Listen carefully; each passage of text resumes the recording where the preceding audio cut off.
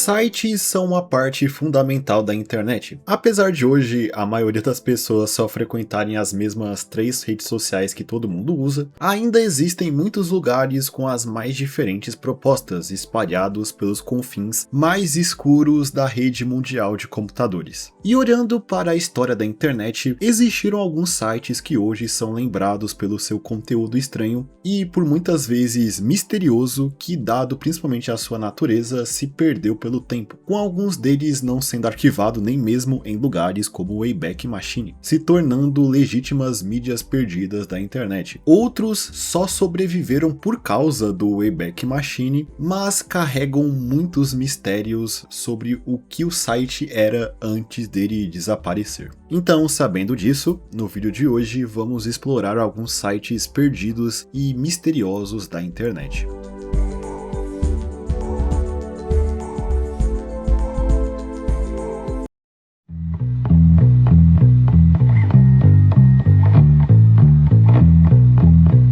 Um site muito bizarro que existia na internet antiga, mas desapareceu completamente, é o site ecuerpos.com. Esse site foi mencionado em um post no Reddit, no caso no subreddit Internet Mysteries. Nesse post, o OP fala sobre esse tal site ecuerpos.com, afirmando que ele teria ouvido falar dele há mais de 20 anos atrás, a partir de um amigo que falava que esse tal ecuerpos era um site onde era possível comprar partes de corpos humanos. O OP afirma que resolveu não ir atrás desse site por motivos óbvios, porém 20 anos depois ele se lembrou do site e decidiu ir atrás dele, o encontrando apenas em capturas salvas no Wayback Machine, comprovando que de fato existiu um site chamado ecuerpos lá nos anos 2000 que anunciava-se como um site de venda de partes de corpos humanos. No site temos seções para comprar coisas como braços, pernas, pés, mãos e olhos, tanto masculinos quanto femininos.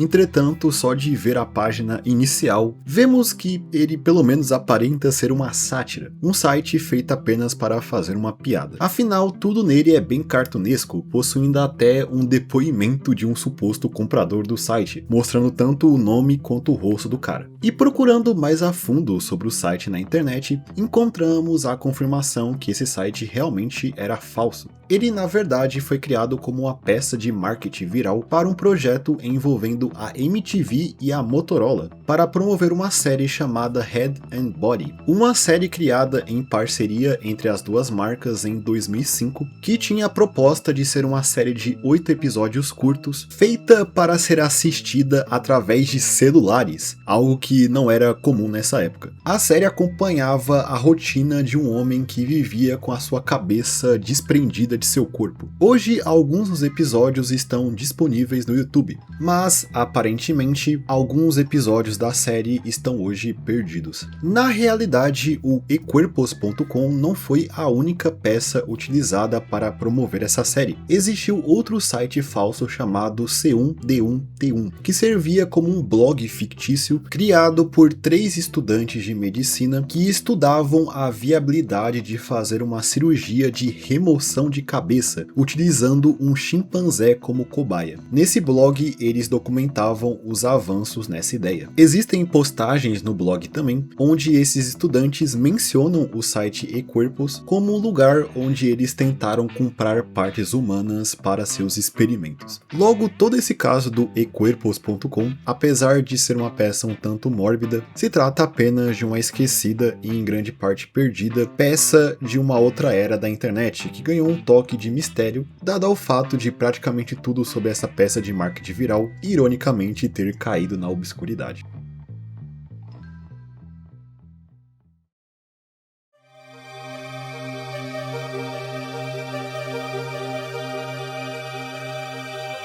Uma, digamos, toca de coelho bem interessante que podemos fazer lá no Wayback Machine é saber o que um certo domínio popular hoje em dia era há anos atrás, incluindo o que esse site guardava antes de se tornar o que conhecemos hoje. Um desses exemplos é o domínio facebook.com, que antes de hospedar a rede social que conhecemos hoje, já foi de uma empresa chamada Atlantic Media, que usava o domínio para divulgar um produto que eles ofereciam chamado About Face, que servia para criar uma lista interna de funcionários de uma empresa. A primeira captura presente no site é lá de dezembro de 1998, já anunciando esse serviço. Mas outro caso curioso está relacionado a outro domínio que hoje hospeda uma rede social. No caso, o domínio TikTok.com. O TikTok é uma rede social bem recente, surgindo só lá para 2016 e só ficando popular mesmo por aqui em torno de 2019. Porém, o domínio TikTok.com obviamente existe antes da rede social. Na verdade, se olharmos para o Wayback Machine, vemos que existem capturas salvas do TikTok.com datados também lá de 1998.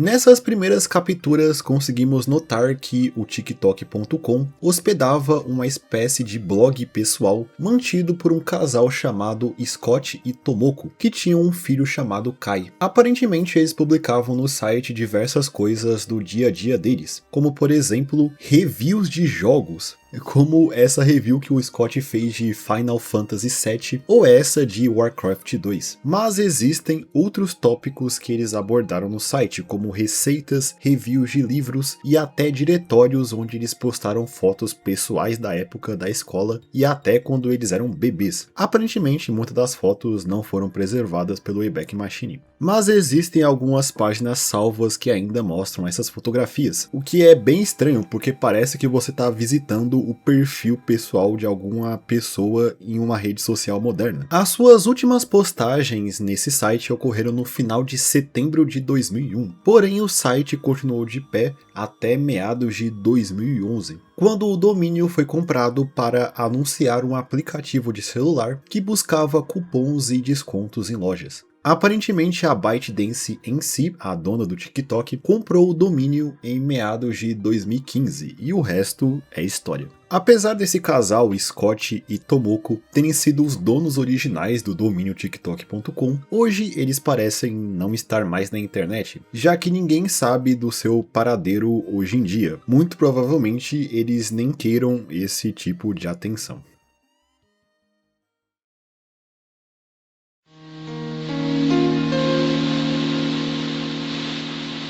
O próximo caso está ligado a uma grande tragédia da história recente brasileira, o caso da Boate Kiss. Ocorrido na cidade de Santa Maria, no Rio Grande do Sul, em 27 de janeiro de 2013, o caso se trata de um incêndio que aconteceu dentro da boate durante a madrugada, enquanto a casa estava cheia, dado a uma festa universitária. O fogo se iniciou perto do palco da boate quando artefatos pirotécnicos foram usados e o fogo se espalhou pelo estabelecimento. Como só havia uma única saída, muita gente não conseguiu fugir a tempo e infelizmente se tornaram vítimas fatais do incêndio. 242 pessoas acabaram falecendo por decorrência do incêndio e mais 600 pessoas saíram feridas da boate. O incêndio da Boate Kiss é considerada a tragédia que mais tirou vidas no Brasil nos últimos 50 anos e tem desdobramentos jurídicos que duram até hoje. E existe uma mídia extremamente obscura relacionada à Boate Kiss e, consequentemente, a esse incidente. No caso, um site da boate. Sim, eles aparentemente tinham um site, que possivelmente era o principal meio de comunicação deles.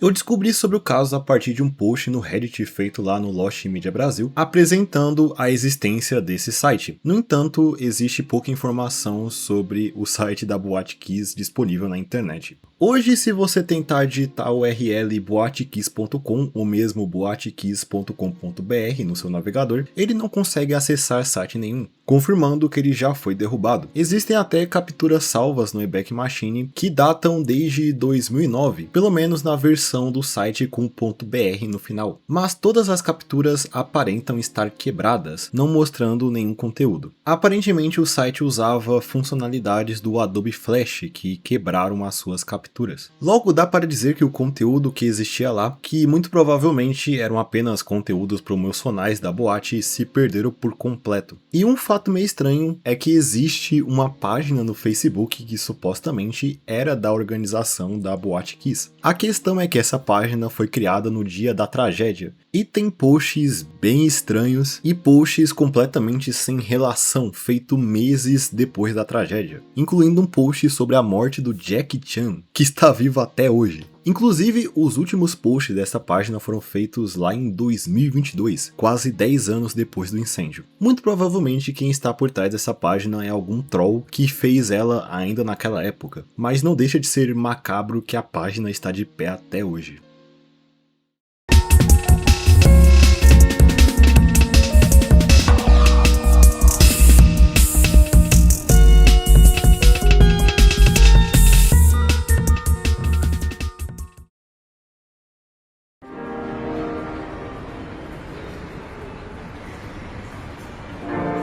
Voltando à internet antiga, temos o caso de um suposto website chamado Internet Hell, um site mencionado aparentemente pelo próprio criador nos fóruns do site Newgrounds lá em 2007. O criador do site era conhecido no Newgrounds como Dragon Rage 9001. Nesse fórum ele compartilhava o site com os outros usuários. Esse tal Internet Hell, compartilhado por essa pessoa, era um tipo de site que existia aos montes na internet antiga, um site feito para te dar um susto. Segundo descrições disponíveis de seu conteúdo, quando você o abria, você se deparava com a foto de um demônio gritando junto de um som bem alto, e depois de poucos segundos, o site rodava um script que faziam vários pop-ups aparecerem em sua tela. Pop-ups esses que não fechavam de jeito nenhum, se acumulando na sua tela, te forçando a reiniciar seu computador. O site não ficou muito popular, ele não furou a bolha dessas postagens no fórum da Newgrounds, sendo mais um fenômeno apenas entre os usuários daquele site durante aquele período. Até existem capturas salvas no Wayback Machine, mas por motivos óbvios, essas capturas não funcionam. E como o site é bem obscuro, nem mesmo vídeos que mostram alguém entrando nesse tal Internet Hell podem ser encontrados na internet.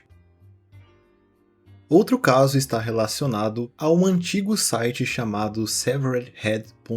O termo Severed Head pode ser traduzido como cabeça decepada, um nome que já te deixa um pé atrás de acessar esse site imaginando do que ele pode se tratar. O SeveredHead.com, assim como todos os sites mencionados, já não funciona, e existe apenas um único lugar que eu encontrei que o menciona, adivinha, também em um post no Reddit. O que seria da gente sem o Reddit, não é? Nesse post, que foi feito lá em 2020, o OP fala que antigamente ele costumava colocar palavras aleatórias na barra de pesquisa do navegador, seguido de .com, para ver qual site tinha aquele domínio e qual era seu conteúdo. Certo dia ele encontrou de alguma forma o endereço severedhead.com ou cabeçadecepada.com. Ele afirmou que não se lembra de ter digitado esse termo em específico. Ele na verdade não se lembra de como ele chegou nesse site, mas ele o liga com outro site chamado Nothing.com. Mas ainda falaremos mais sobre esse tal Nothing.com posteriormente. E por incrível que pareça, realmente existia um site com esse domínio. E felizmente não era um site gore, porém ele era bastante enigmático. Toda vez que você entrava no site, ele te apresentava um trecho tirado de alguma obra literária, como um romance ou um poema. Esse trecho destacado sempre tinha alguma relação com cabeças decepadas, sempre mencionando esse termo. Acessando uma das capturas salvas no Wayback Machine desse site, eu me deparei com a página que tinha a seguinte frase: "Nosso deserto não tem limites, e nossos corações e almas nenhum descanso. Mundo dentro de mundo assumiu a imagem da forma. Qual dessas imagens é a nossa? Quando vires uma cabeça decepada rolando pelo caminho em direção ao nosso campo, pergunta-lhe sobre os segredos do coração, pois dela aprenderás o nosso mistério oculto."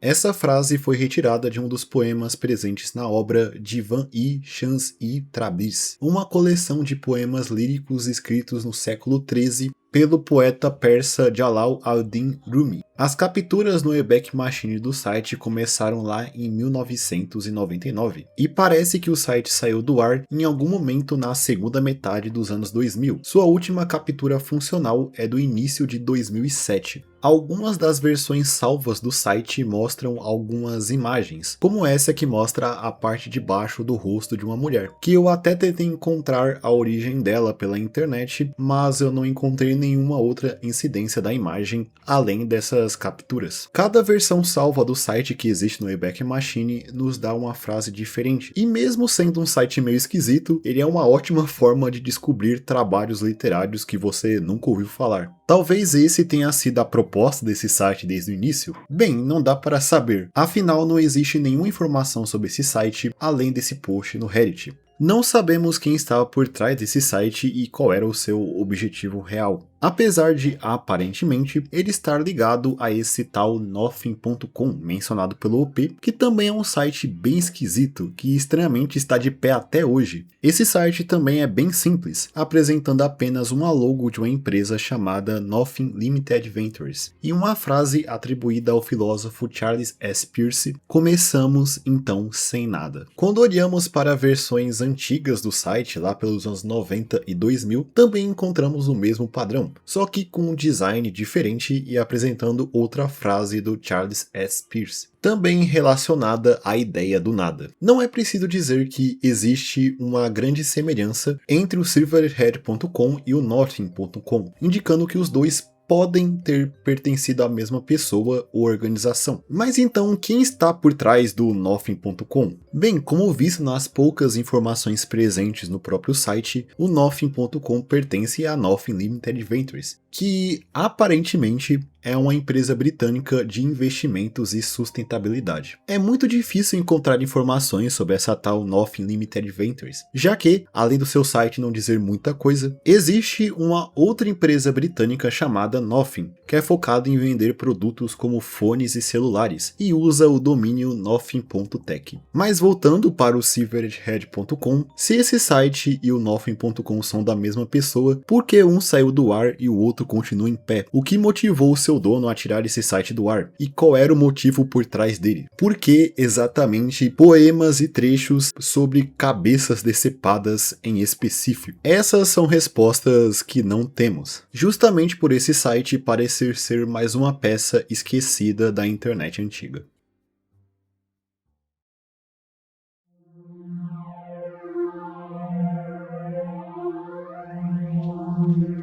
Um site semelhante a esses que hoje já foi derrubado é o Cthulhu.net, um site que, enquanto estava de pé, apenas exibia uma única frase: "Dead but Dreaming", ou "morto porém sonhando" em tradução. Essa versão do site, com apenas essa frase no fundo preto, aparece nas capturas mais recentes do site. Se voltarmos aos primeiros anos do Cthulhu.net, como em 2001, encontramos um site com mais conteúdo. Nessa época, o site apresentava uma ilustração do personagem Cthulhu junto da frase "O Cthulhu.net despertará em breve. Envie-nos seu endereço de e-mail e manteremos você informado". Essa frase era acompanhada de um endereço de e-mail do próprio site. Todo o conteúdo foi substituído pela frase "Dead but Dreaming" em torno de 2004. Como vocês podem ter notado, esse site foi todo moldado na imagem do Cthulhu, um personagem que aparece nos contos de horror cósmico do autor H.P. Lovecraft. A própria frase "Dead but Dreaming"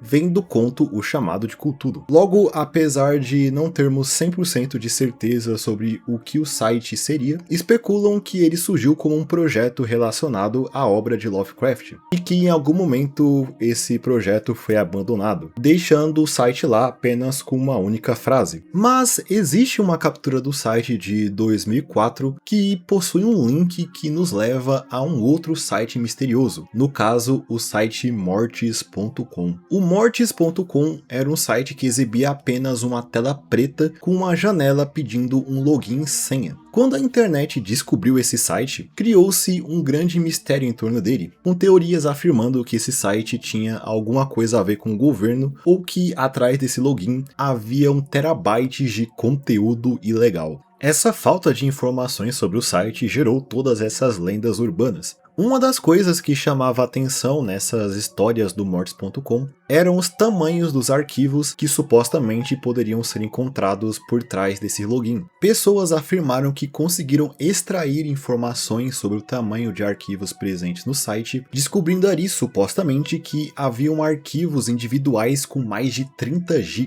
e que o site armazenava mais de 1 TB de arquivos, algo incomum para a época em que esse site foi criado. O Mortis.com era a propriedade de um homem enigmático conhecido apenas como Thomas Ling, que mantinha o site desde 1997. Seu nome foi descoberto após irem atrás dos registros públicos do site. Além de Mortis.com, Ling parecia ser dono de outros domínios igualmente enigmáticos, incluindo o Cthulhu.net. Outros nomes de domínios registrados no nome dele possuíam nomes de outras pessoas, como Karen e Joshua, que acreditam serem familiares dele. O tal Thomas Ling, em certo momento, até descobriu que o seu site se tornou um tópico de discussão na internet e mudou a página inicial do site para colocar uma mensagem para os curiosos, dizendo que o site guardava apenas fotos de casamento, algo que a maioria não acreditou. Pouco tempo depois, o site Mortis.com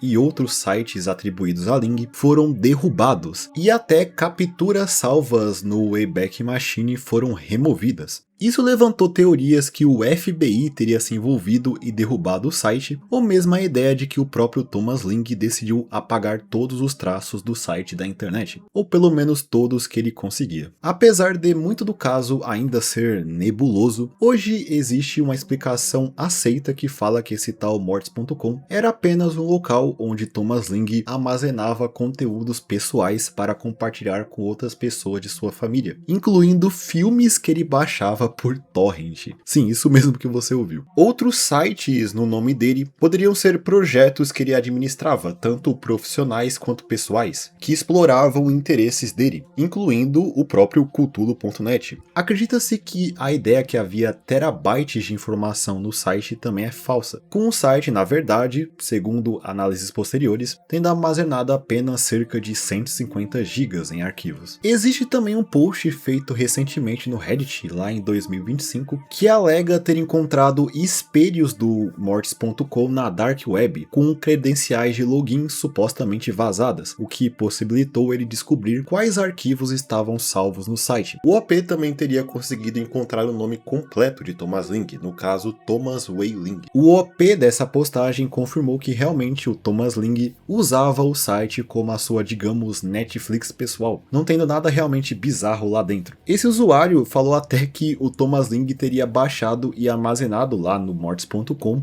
um vídeo feito pelo youtuber Barry Sociable comentando sobre esse mistério. E um dos elementos mais impressionantes dessa postagem é que o autor deste post e quem descobriu tudo isso é brasileiro.